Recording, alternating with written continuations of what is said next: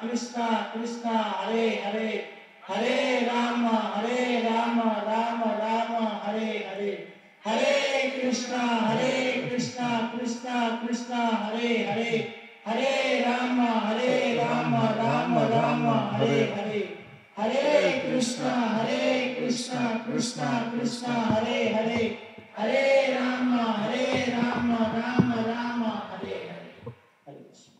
Thank you so much. नमो ओं विष्णुपादाय कृष्णप्रेष्ठाय भूतले श्रीमते भक्तिवेदान्त स्वामिन्निति नामिने। नमस्ते सारस्वते देवे गौरवाणी प्रचारिणे निर्विशेषा शून्यवादी पाश्चात्यदेशतारिणे। श्रीकृष्ण चैतन्य प्रभु नित्यानंद श्री अद्वैत गदाधर श्रीवासादि गौर भक्त वृंद। हरे कृष्णा कृष्णा कृष्णा हरे हरे हरे राम राम राम हरे। नारायणं नमस्कृत्य नरं चैव नरोत्तमं देवीं सरस्वतीं व्यासं ततो जयमुदीरयेत्।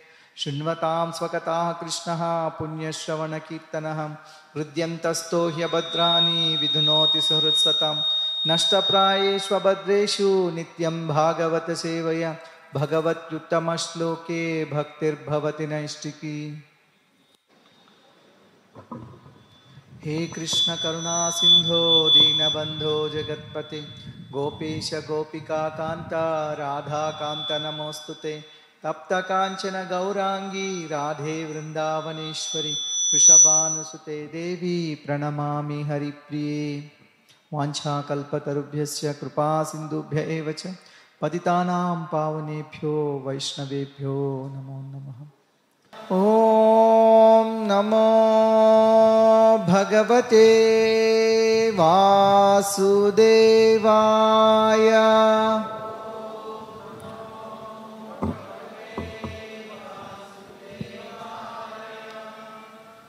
మనం సాయంత్రం శ్రీమద్ భాగవతం ప్రథమ స్కందం అందులో 2వ అధ్యాయం 9-10 శ్లోకాలు ఇవి చదువుకుందాం.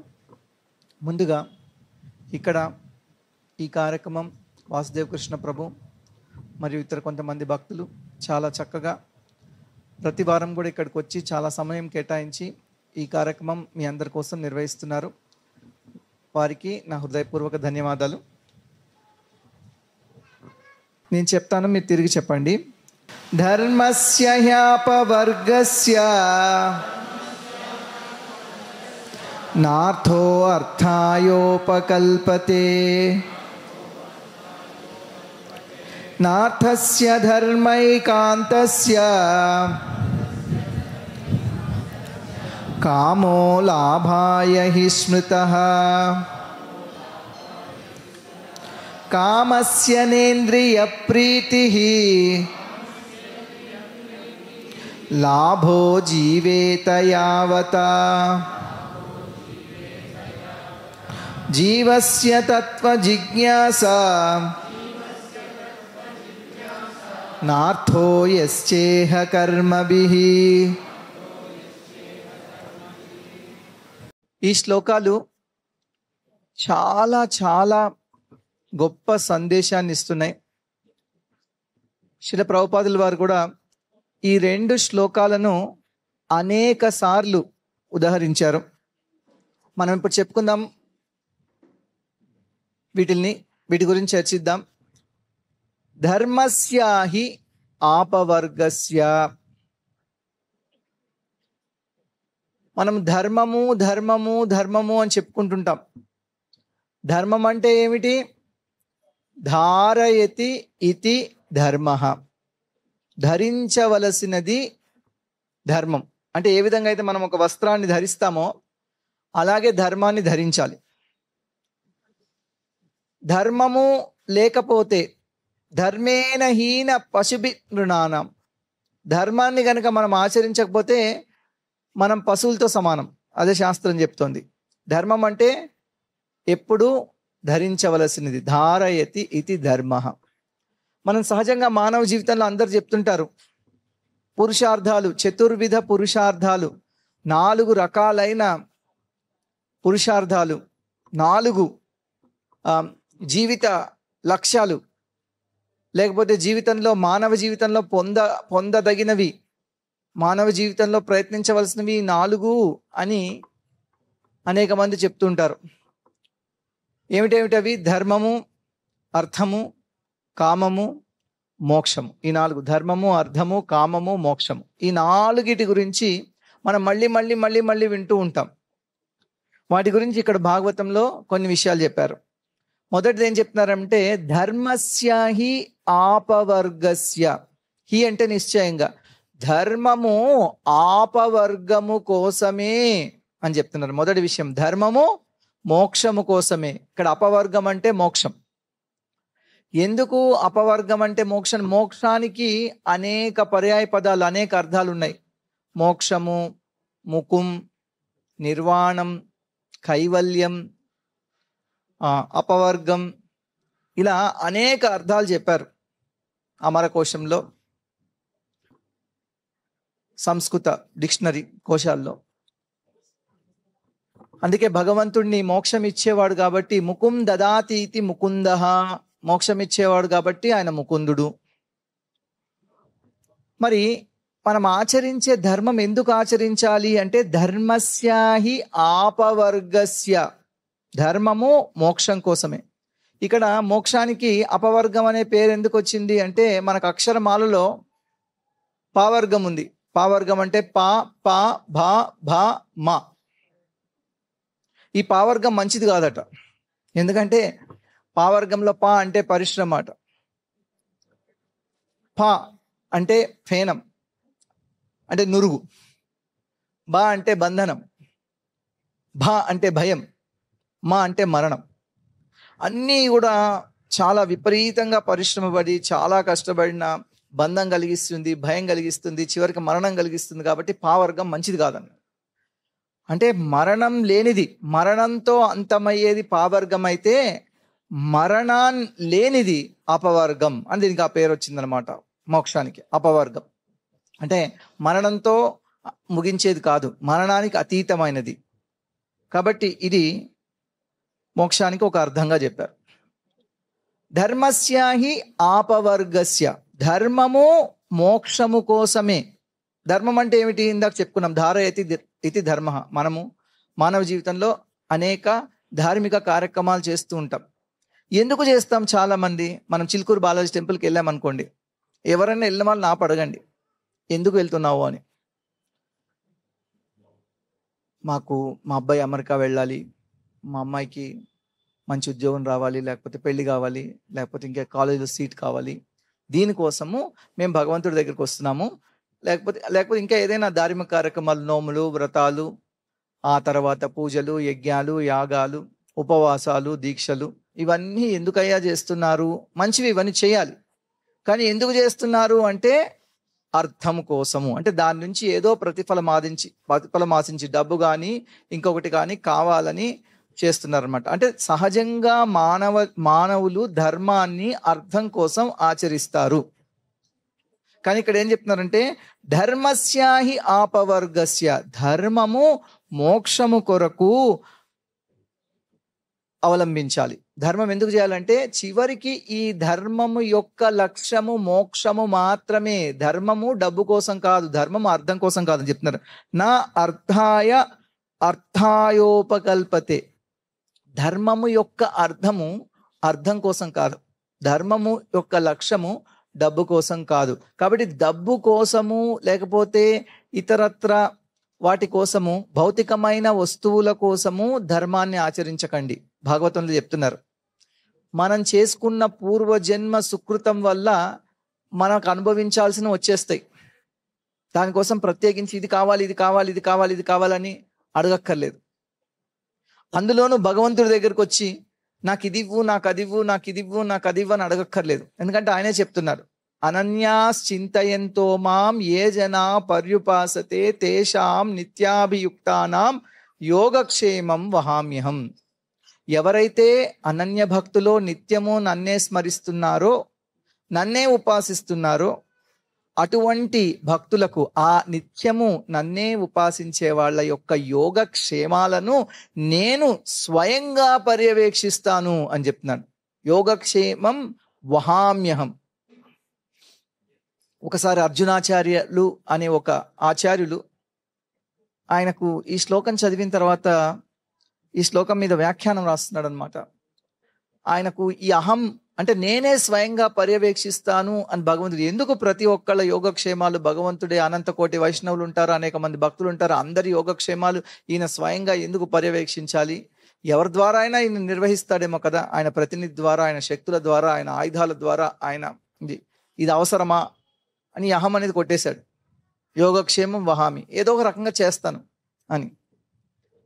ఆ తర్వాత రోజు కూడా ఆయన అడవికి వెళ్ళి కొన్ని కట్టెలు తీసుకొస్తారు, వాళ్ళు వండుకోవడానికి సేకరించి తీసుకొస్తారు. కొద్దిసేపు ఉన్న తర్వాత ఇది రాసి ఇది కొట్టేసిన తర్వాత ఆయన ఆ కట్టెలు తీసుకోవడానికి వెళ్ళాడు. ఇంతలోకి 2 అబ్బాయిలు వచ్చారు కట్టెలు మోసుకుంటూ. వాళ్ళ భార్యకి, మీరెవరు అంటే, మీ ఆయన పంపించారు, మీ భర్త గారు పంపించారు ఈ కట్టెల కోసం మీకు ఇచ్చిరమ్మని. సరే అక్కడ పెట్టండి అని చెప్పింది. ఇంతలో చూసింది వాళ్ళ వెనకాల వీపు మీద వాతలు ఉన్నాయి.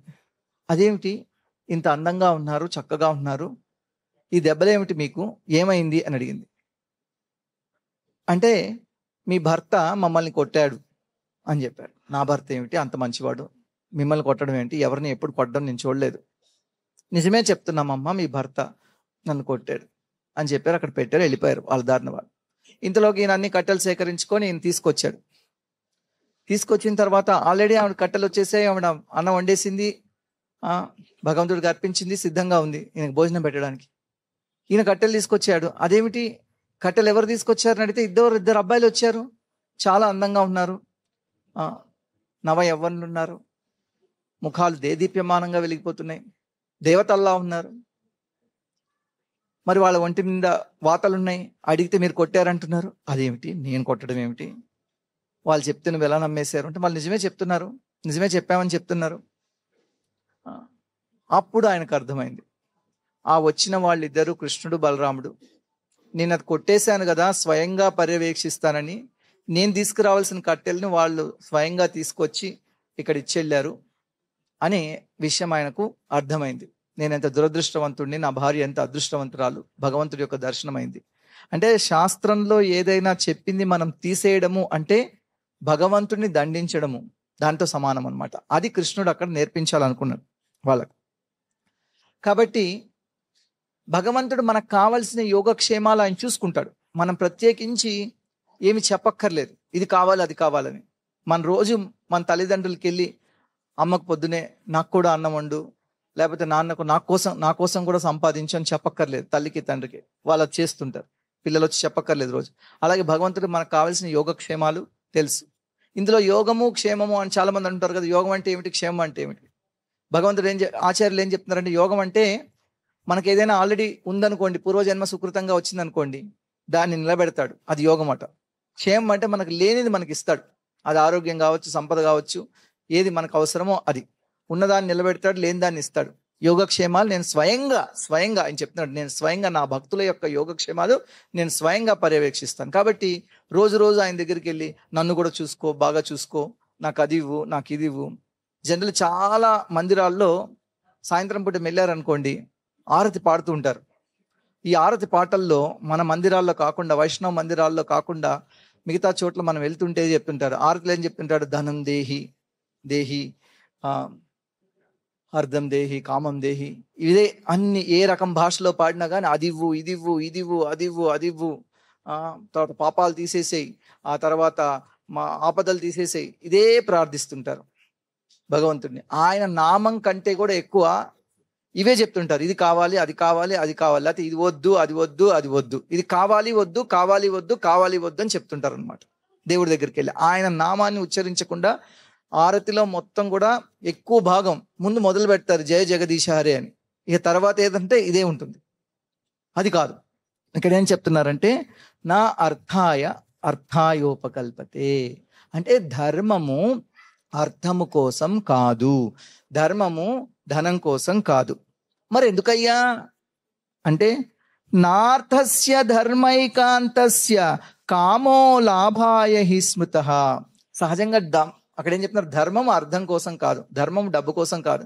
మరి డబ్బు ఎందుకు అంటే, సహజంగా డబ్బుని ఎందుకు ఉపయోగిస్తారు? కోరికలు తీర్చుకోవడానికి. డబ్బులుంటే కార్లు కొనుక్కుంటారు, ఇల్లు కొనుక్కుంటారు. కొంతమందికి అయితే వాళ్ళకి లెక్కపత్రం లేదు, ఎన్ని ఇల్లు ఉన్నాయో వాళ్ళకే తెలియదట. కొంతమందిని చూస్తుంటే ఒక ఆయన చెప్పులు పెట్టుకుంటారు కదా, అందులో తాళం వేసుకుంటాడు అనమాట. ఇంటి బయట చెప్పులు పెట్టడానికి ఉంటుంది. అప్పుడప్పుడు ఆ తాళం ఓపెన్ చేస్తుంటాడు. ఒకసారి ఇప్పుడు నేను అటుగా వెళ్ళి ఆయన తాళం ఓపెన్ చేస్తున్నాను. దాని నిండా డాక్యుమెంట్స్ ఉన్నాయి. ఏమిటి ఇవన్నీ? కాగితాలు, పిచ్చి కాగితాలు అంటున్నా. లేదు, ఇవన్నీ పిచ్చి కాగితాలు, ఇంట్లో పెడితే ఎవరైనా దొంగలు ఎత్తుకెళ్తారని ఇవన్నీ చెప్పులు దానిలో పెట్టాను. ఎన్ని ఉన్నాయో ఆయనకే తెలియదట. అందుకని దానిలో పెట్టుకొని చూసుకుంటూ ఉంటాడు.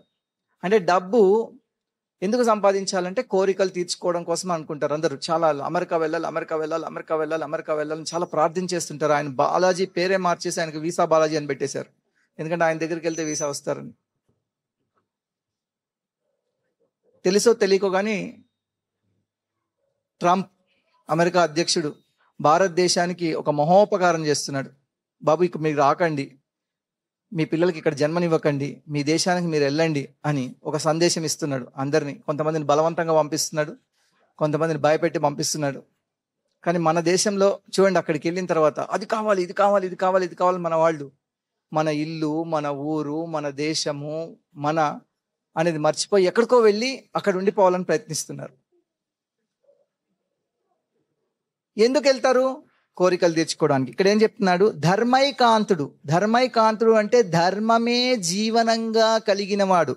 నా అర్థస్య ధర్మైకాంతస్య కామో లాభాయ హి స్మృత. స్మృత అంటే చెప్పబడింది. ఎక్కడ చెప్పబడింది? స్మృతుల్లో చెప్పబడింది, శాస్త్రంలో చెప్పబడింది, వేదంలో చెప్పబడింది. ఏమని చెప్పబడింది? నా అర్థస్య ధర్మైకాంతస్య కామో లాభాయ.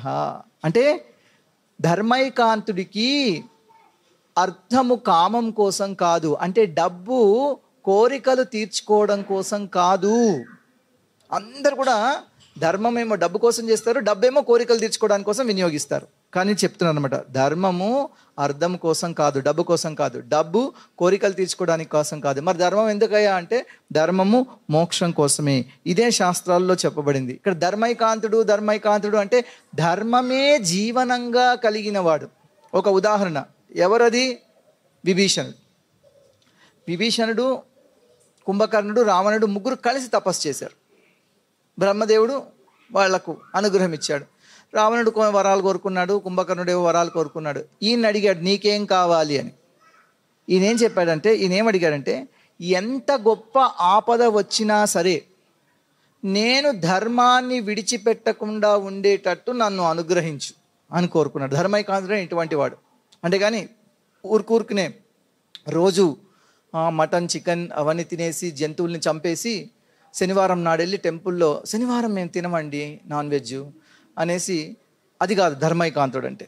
ధర్మైకాంతుడు అంటే ధర్మమే జీవనం కలవాడు. కేవలం శనివారము, ఆదివారము, లేకపోతే పర్వదినాలు ఇలాంటి సమయాల్లో కదా, అన్ని సమయాల్లో కూడా ధర్మమే జీవనంగా కలిగినవాడు.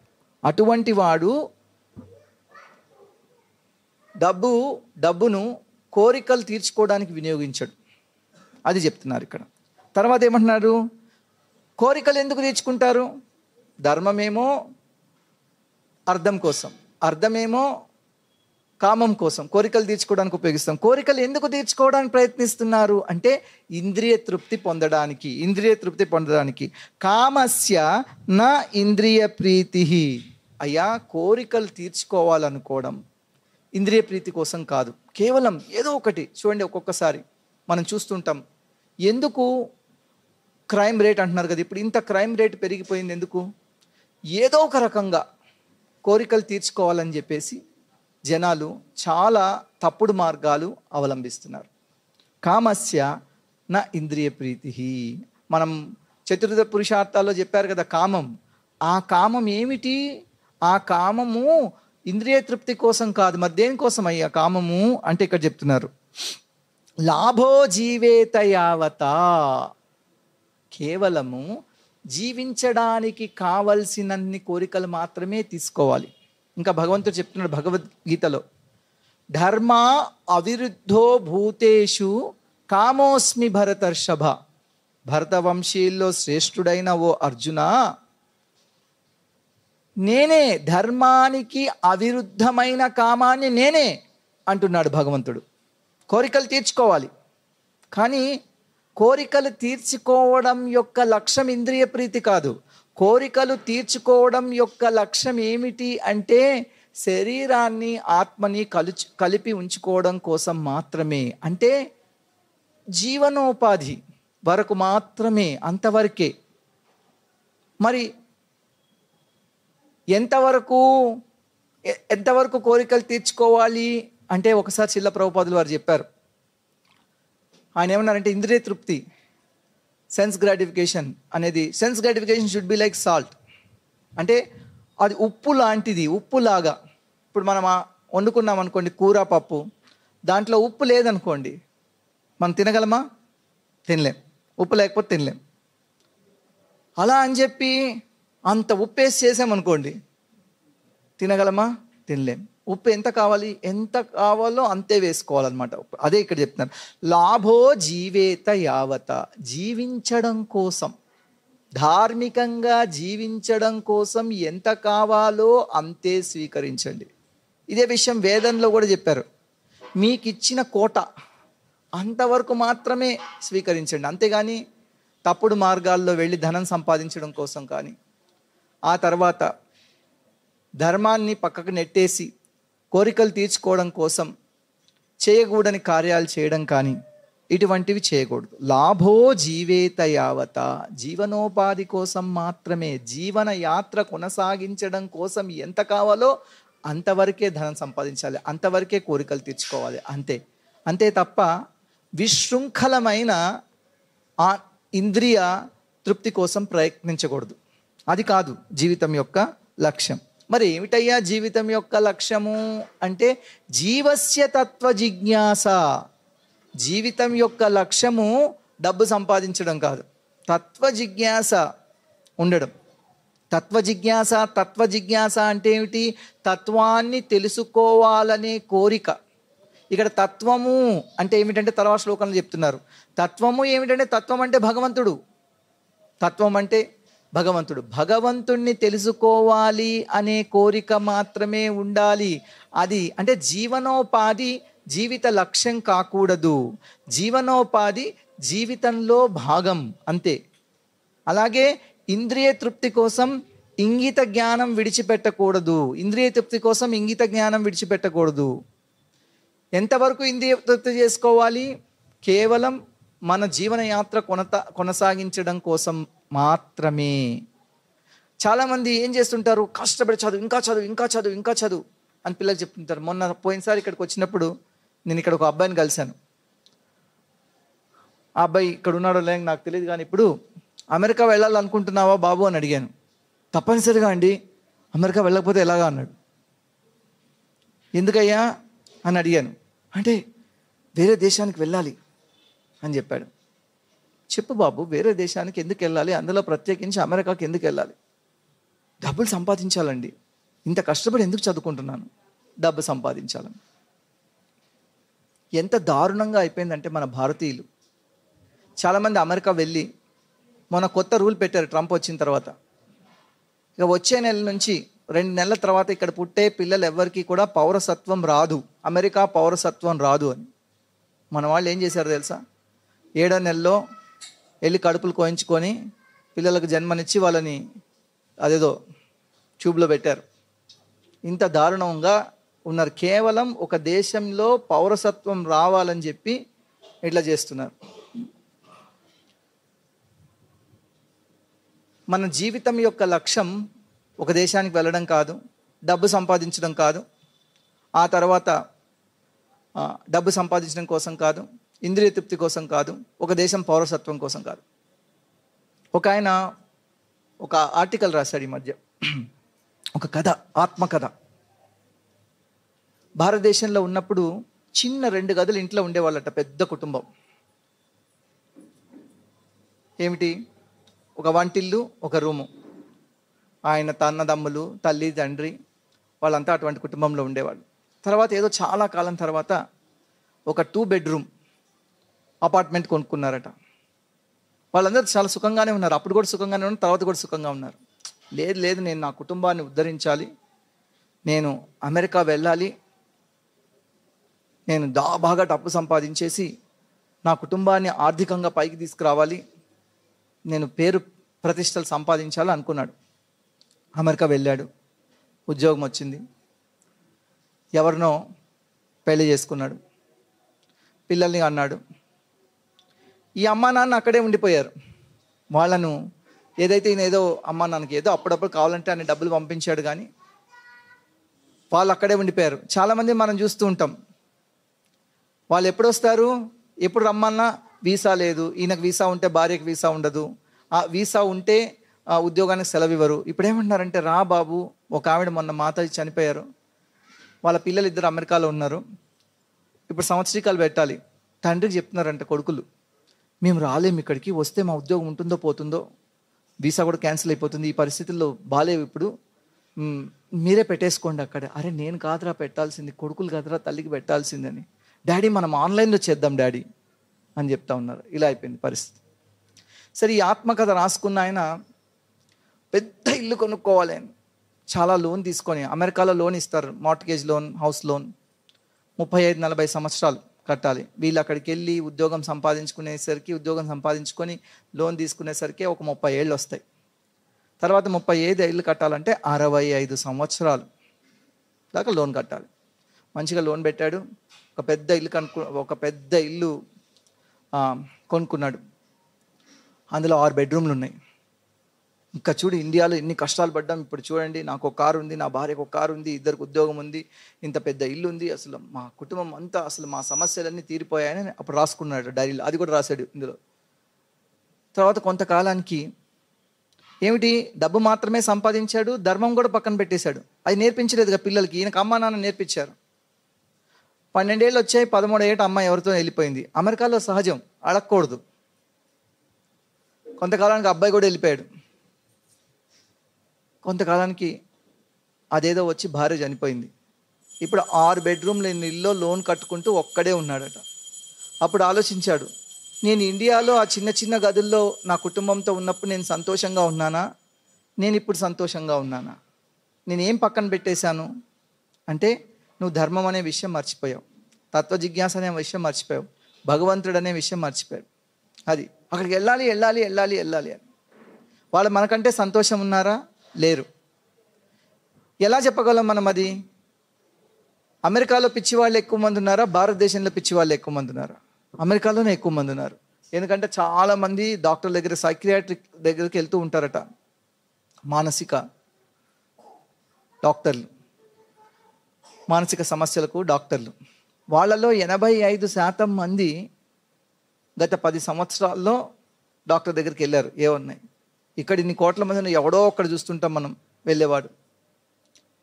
కాబట్టి ఎంత సంపాదన ఉన్నా, ఎంత మంచిగా ఉన్నా, ఎంత భౌతికంగా ఉన్నా వాళ్లకు అది లేదు. అది ఎటువంటిదంటే ఒక నరకప్రాయమైన జీవితం. దానికోసము అన్నీ వదిలిపెట్టేసుకొని వెళ్ళడం.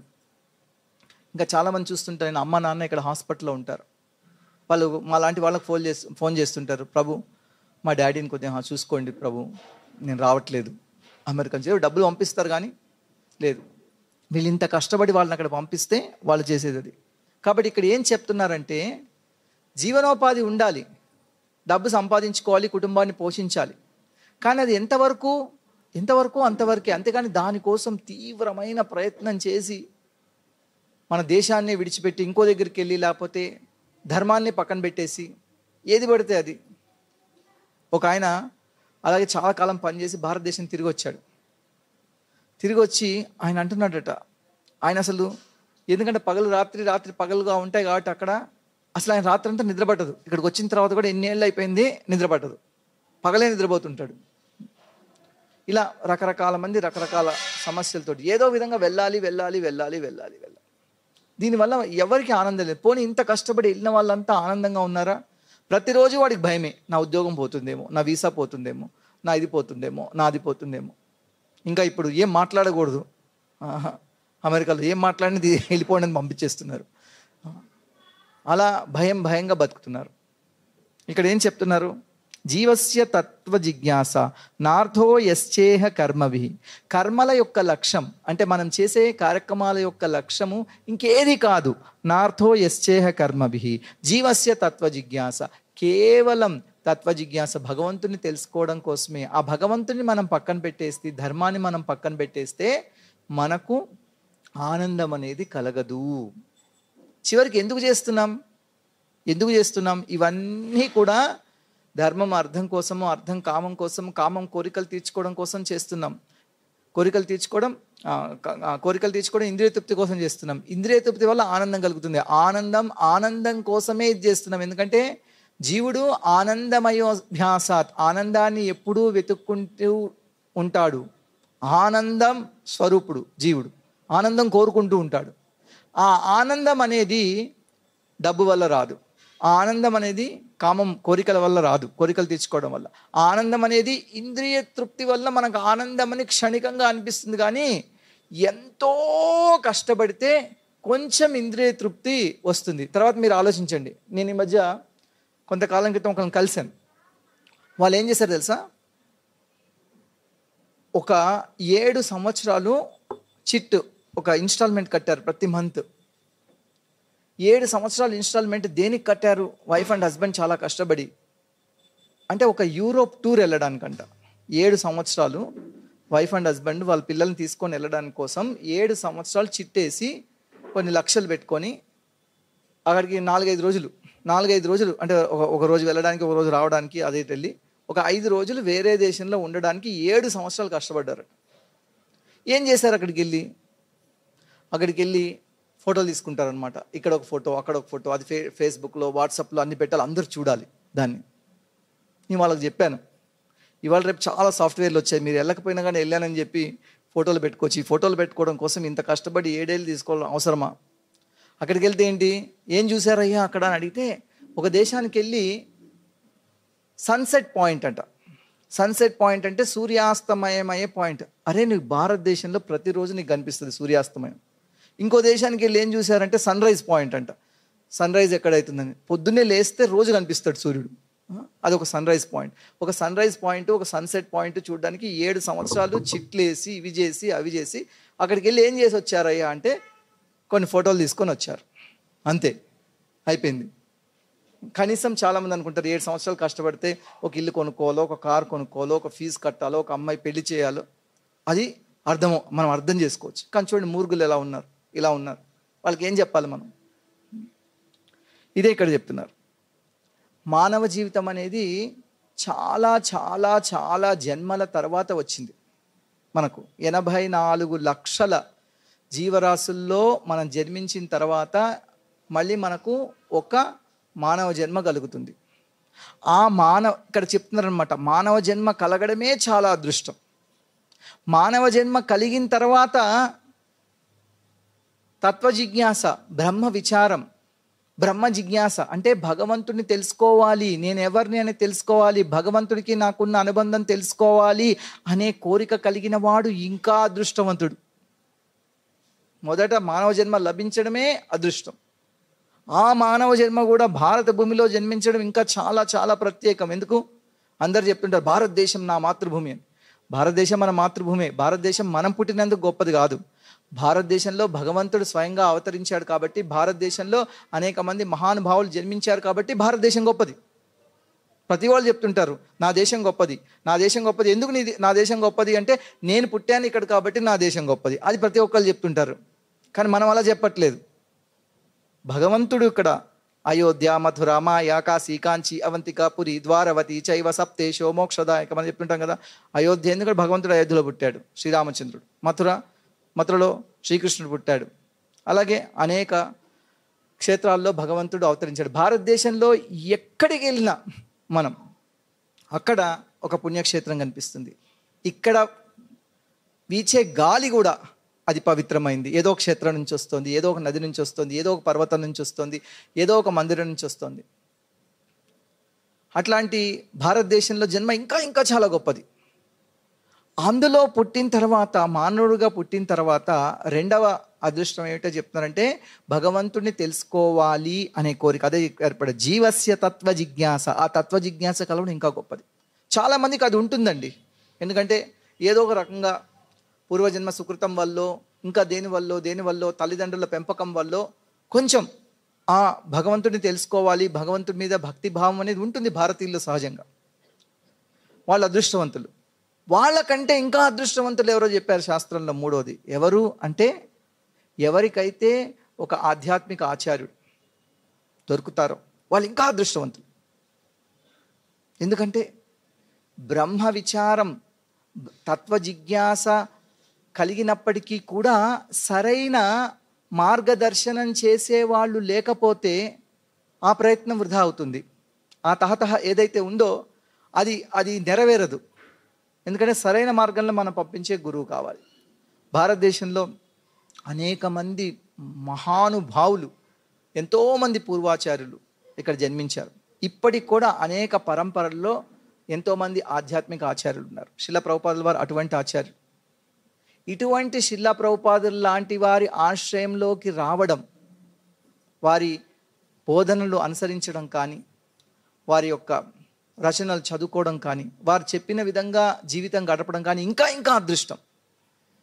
ఎవరు అందరికంటే అదృష్టవంతుడు అంటే ఎవరికి ఈ మూడు ఉన్నాయో వాళ్ళే అని తత్వవేత్తలు వాళ్ళు తీర్మానించారు. ఎవరైతే ఈ మూడు ఉన్నాయో, మానవ జన్మ, తత్వ జిజ్ఞాస, గురుపాదాశ్రయం ఎవరికైతే ఉన్నాయో వాళ్ళే అందరికంటే అదృష్టవంతులు.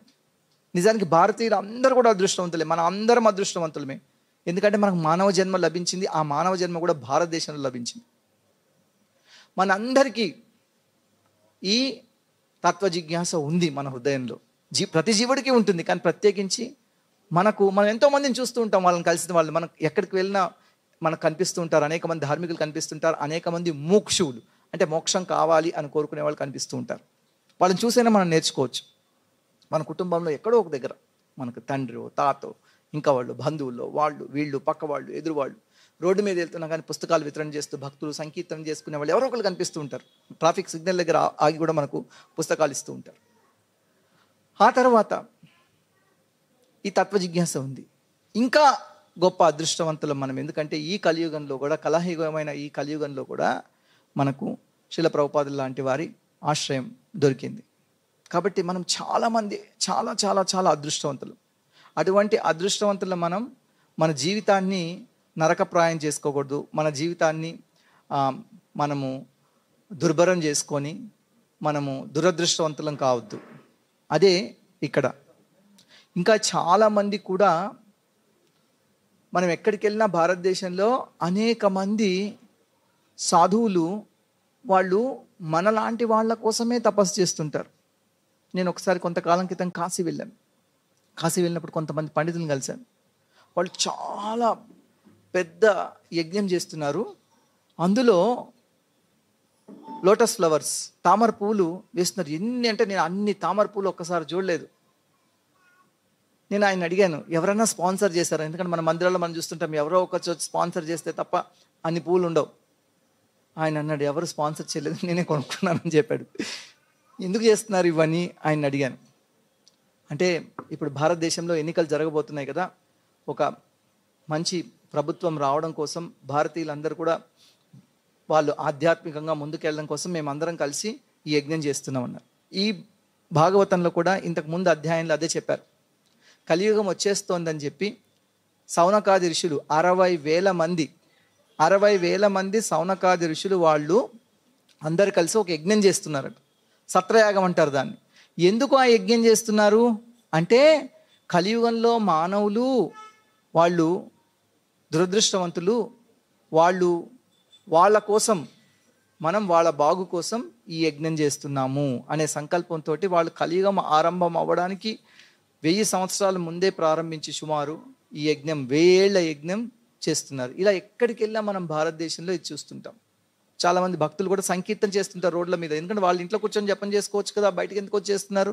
మనలాంటి వాళ్ళకి వినిపిస్తే మనం కూడా భగవంతుడి నామాన్ని ఆలకించి మనం కూడా బాగుపడతామని ఈ పుస్తకాలు ఎక్కడికి వెళ్ళినా కూడా వితరణ చేస్తున్నారు. ఎందుకు ఒక్కోసారి మనం అడిగితే ఎవరన్నా భగవద్గీత, ఇది భగవద్గీత యథాతథం తీసుకోండి, మా ఇంట్లో ఉందండి, మా ఇంట్లో ఉందండి, మా ఇంట్లో ఉందని చెప్పేస్తాం. కానీ భగవద్గీత అందరి ఇళ్లలో ఉంది. కానీ ఆ భగవద్గీత మనము కొన్నిసార్లు విన్నాం. జనరల్గా ఎప్పుడు వింటాం భగవద్గీత? ఎవరో పోయినప్పుడు వాళ్ళు వచ్చి బయట ఘంటసాల గారి టేప్ ప్లే చేస్తుంటారు. ఎప్పుడైనా భగవద్గీత రాగానే కొంతమంది మాట్లాడుకుంటారు, ఎవరు పోయారండి అని. తర్వాత భగవద్గీత తీసుకోండి అంటే, వద్దండి మా ఇంట్లో గొడవలు అవుతాయి. ఎందుకు గొడవలు అవుతాయి అంటే, యుద్ధంలో భగవద్గీత చెప్పారు కదండి, అందుకని భగవద్గీత ఉంటే యుద్ధం జరుగుతుంది, భగవద్గీత వద్దని చెప్తుంటారు. ఇంకా చాలామంది ఏవో శ్లోకాలు, చిన్న పుస్తకం ఉంది, కానీ మనం ఆ శ్లోకాలు చదువుకున్నా ఆ శ్లోకాల యొక్క భావం మనకు అర్థం కాదు. అందుకే భగవద్గీతను అర్థం చేసుకోవడం కోసం శిల ప్రభుపాదుల వారు భగవద్గీత యథాతథం ఆ భాష్యంతో రాశారు. అది మనం చదువుకుంటేనే అసలు భగవద్గీత అంటే ఏమిటి అనేది మనకు అర్థమవుతుంది. ఇవాళ ప్రపంచంలో అనేక మంది, అనేక దేశస్తులు, ఇతర దేశస్తులు ఎంతోమంది వాళ్ళు ఈ భగవద్గీతనే చదువుకొని వాళ్ళ జీవితాన్ని మార్చుకున్నారు. భారతదేశానికి వచ్చారు, స్థిరపడ్డారు. కొంతమంది ఇక్కడికి వచ్చిన తర్వాత మళ్ళీ వాళ్ళ దేశానికి వెళ్ళే.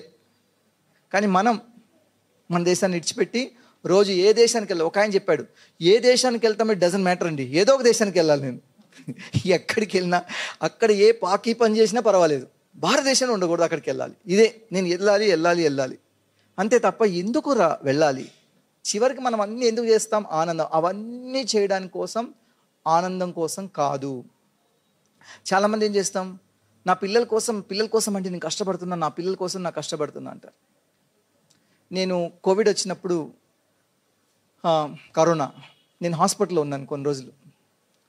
హాస్పిటల్లో చాలామంది ఉన్నారు, హాస్పిటల్ ఫుల్, ఎవరికి బెడ్లు కూడా దొరకట్లేదు. ఒక 2-3 రోజులు అయిన తర్వాత నాకు కొంచెం తగ్గినట్టు అనిపించింది. నేను కారిడార్లో వాక్ చేస్తూ నేను చాలామంది మాట్లాడాను అనమాట. ఎవ్వడు వాళ్ళు పట్టించుకోవట్లేదు. అంటే పిల్లలు ఉన్నారు, పిల్లల కోసం చాలా కష్టపడి, ఎవరు రావాలంటే భయపడుతున్నారు. మా అత్తయ్య ఒక ఆవిడ చనిపోయారు, వాళ్ళ కొడుకు అంత్యక్రియలు కూడా చేయలేదు, నాకు వచ్చేస్తుందేమో అని భయపడిపోయాడు. పాప మావిడిని ఎవరో తీసుకెళ్ళి చేశారు. అలా ఉంది పరిస్థితి. వీళ్ళు ఎవరి కోసం కష్టపడుతున్నారో వాళ్ళు ఒక్క క్షణంలో వీళ్ళని విడిచిపెట్టేస్తారు. మీకు కూడా వచ్చేస్తుందంటే చాలు, అమ్మ వద్దు, నాన్న వద్దు, ఎవరు వద్దు. అదే నేను ఈ మధ్య కొంతకాలం క్రితం ఒక కథ చదివాను. ఒక దంపతులు ఇద్దరు, వాళ్ళకి 2 పిల్లలు ఉన్నారు, ఒక అమ్మాయి ఒక అబ్బాయి. వాళ్ళు ఒక బోట్లో తిరుగుతున్నారు కేరళలో, మంచిగా బోట్ వేసుకొని ఎక్కడో సముద్రంలో. అందరు విహారయాత్రకు వచ్చారు. ఆ విహారయాత్రకు వచ్చినప్పుడు చూడండి, ఈ చిన్నపిల్లలు ఏం చేస్తున్నారు, నీళ్ళు ఇట్లా వేస్తూ ఉన్నారు. ఈ అమ్మాయి కూడా పాపం అట్లా నీళ్ళు పడుతున్నాయి, అట్లా వేస్తూ ఉంది. ఆ బోట్లో ఇంకా 10 మంది ఉన్నారు, ఒక బోట్ మ్యాన్ ఉన్నాడు. ఈ అమ్మాయి చెయ్యి ఒక మొసలు పట్టుకుంది, లాగేస్తుంది ఈ అమ్మాయిని. వీళ్ళేమో ఈ అమ్మాయిని పట్టుకున్నారు, ఆ మొసలేమో లాగేస్తుంది. మొత్తం దీంతో ఆ బోటు ఊగిపోతుందట. ఇది నిజం కదా, మీరు గూగుల్ చేస్తే చూసుకుంటారు. లాస్ట్కి ఆయన చెప్పాడు, పడవ నడిపే ఆయన, మన అందరం పడిపోతాం, ఇప్పుడు మీరు అమ్మాయినైనా వదిలేయాలి, లేదా మనం అందరం చనిపోవడానికి సిద్ధంగా ఉండాలని. మనకు ఒక 2 నిమిషాలు ఉన్నాయి, 1 నిమిషమో 2 నిమిషాల్లో మీరు ఏం చేయాలో చేయండి, నేనైతే వదిలేసి వెళ్ళిపోతా మిమ్మల్ని, నాకు ఈత వచ్చు అని చెప్పాడట. వాళ్ళు ఏం చేశారు తెలుసా? అమ్మాయిని వదిలేశారు. వదిలేసే ముందు ఏం చేశారు తెలుసా? మెళ్ళ గొలుసు, చెవులు దిద్దులు తీసేసుకున్నారు తల్లిదండ్రులు. అంటే ఒక స్టేజ్కి వచ్చిన తర్వాత స్వార్థం ఆ లెవెల్లో ఉంటుంది. ఇప్పుడు కరోనా వచ్చిందంటే అమ్మ నాన్న వదిలేసాయి, వాళ్ళని చూడక్కర్లేదు, లేకపోతే ఇలా. సో ఇది మనం ఏదైతే ఆనందం కోసం ప్రయత్నిస్తామో, మనం ఆనందం కోసం ఎంత ప్రయత్నించినా కానీ భౌతిక ప్రపంచంలో చివరికి దుఃఖమే వస్తుంది. అదేమిటి అంటే, అవి బై 1 get 1 ఫ్రీ లాగా. మీరు ఆనందం కోసం ప్రయత్నిస్తే దుఃఖం కోసం, ఈ 2 ఒకటే నాణానికి ఉన్న బొమ్మ బొరుసు, ఒకవైపు ఆనందం, ఒకవైపు దుఃఖం. ఎందుకయ్యా అలా చెప్తున్నారు? ఎవరు ఆనందంగా లేరా? ఉంటారు కదా. భగవంతుడు ఏం చెప్తున్నాడు భగవద్గీతలో? అయ్యా, ఈ ప్రపంచాన్ని నేనే సృష్టించాను, దుఃఖాలయం అశాశ్వతం, ఆయన ప్రాపర్టీ ఇది, నేనే సృష్టించానని చెప్తున్నాడు. దీని గురించి 2 విషయాలు చెప్తున్నాడు. ఒకటి దుఃఖాలయం, ఇది దుఃఖానికి నిలయం. రెండవది అశాశ్వతం, ఇక్కడ ఇది తాత్కాలికమైంది, శాశ్వతమైంది కాదు. మనం ఏమనుకుంటాం, ఏదో చెప్పేశాడు కానీ ఆయన, ఇది శాశ్వతమైనది, ఇందులో నేను ఆనందం పొందుతాను అని మనం ప్రయత్నిస్తుంటాం. మనం ఏదైనా ఒక ప్రోడక్ట్ కొనుక్కున్నాం అనుకోండి, ఇలా ఏదైనా, దానిలో చూస్తాం ఏ కంపెనీది ఇది, దీన్ని ఎవరు తయారు చేశారు, దీనికి వారంటీ ఉందా, గ్యారంటీ ఉందా అని. తయారు చేసిన ప్రొప్రైటరే చెప్తున్నాడు, అయ్యా దీనికి వారంటీ లేదు, దీనికి గ్యారంటీ లేదు, ఇది తాత్కాలికం, ఇది దుఃఖాలయం. అయినా కానీ మనము లేదు నేను ఏదో ఒక విధంగా నేను ఆనందం పొందుతాను, ఆయనకు తెలుసో తెలీదో అని మనం అనుకుంటుంటాం కదా, అది మన మూర్ఖత్వం. నిజమైన ఆనందం మనకి ఎప్పుడు వస్తుంది అంటే డబ్బు వల్ల కాదు, కోరికలు తీర్చుకోవడం వల్ల కాదు, ఇంద్రియ తృప్తి వల్ల కాదు, ఇంకా ఇంకా ఏవేవో చేయడం వల్ల కాదు, ధర్మం ఆచరించడం వల్ల కూడా కాదు. దేనివల్ల వస్తుంది అంటే భగవంతుణ్ణి ఆరాధించడం వల్ల. శ్రవణ కీర్తన స్మరణ వందన, శ్రవణం కీర్తనం స్మరణం, ఇలా నవవిధ భక్తి చేయడం వల్లే జీవుడికి నిజమైన ఆనందం కలుగుతుంది. కాబట్టి జీవితం యొక్క లక్ష్యం అటువంటి దేవాది దేవుడు శ్రీకృష్ణుణ్ణి కీర్తించడం, ఆయన గురించి శ్రవణం చేయడం, ఆయన స్మరణం చేయడం. ఈ కలియుగంలో దీన్ని కూడా చాలా చాలా చాలా సింపుల్ చేసేసారు. హరే కృష్ణ మహామంత్రం జపించడం. హరే కృష్ణ కృష్ణ కృష్ణ హరే హరే, హరే రామ రామ రామ హరే హరే కృష్ణ.